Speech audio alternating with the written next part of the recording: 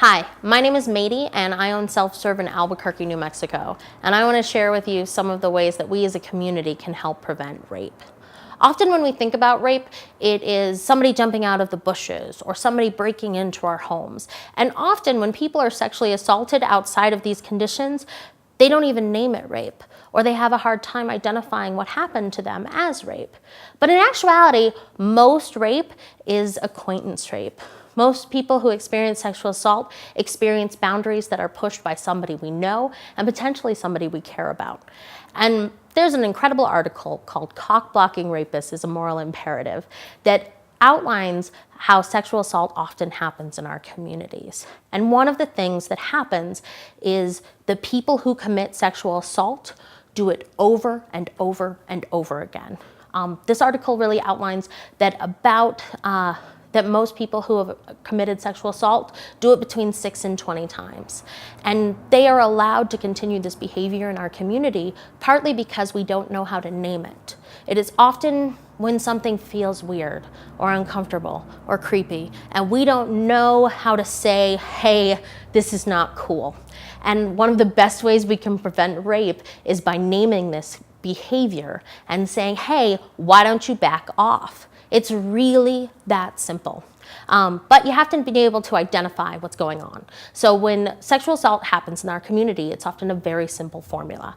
The first thing that people will do is they will push alcohol. The second thing that they'll do is test boundaries. It'll often happen as people are out and about, they're a little drunk, and somebody will touch them or dance close to them or sit really close on top of them. And you'll be sitting there with your friends and be like, wow, that looks a little weird.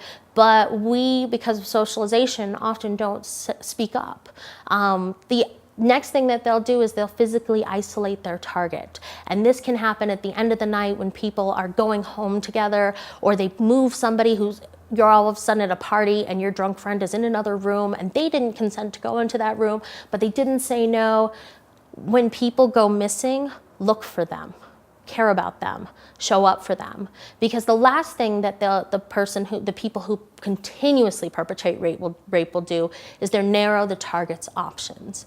So if somebody is drunk and uncomfortable and doesn't know how to say no, they will put them in a situation where they have fewer and fewer options. And so the thing that we as a community can do is offer better options. The first thing we can say, hey, do you need a ride home? Do you want to hang out? Do you want to get food? Do you want to do anything else besides go into that room with that person? And often the answer will be yes. The other thing that we can do is protect our friends. So if somebody that we care about is out drinking, follow them, make sure they're okay, make sure they're in a position that they feel good about. If somebody can't walk, they cannot consent. The last thing that we can do is support each other. Name the behavior. If somebody in your community is acting this way, you can pull them aside and say, hey, I actually think the way that you are trying to get sex is really creepy and really inappropriate.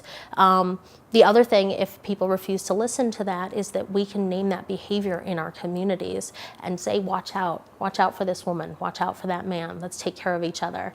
And just by doing that, by having bystander intervention, by saying, and this is not okay, and naming the behavior, by seeing when people are testing boundaries and refusing to let them continue to do that, we can reduce the amount of sexual assault that happens in our communities.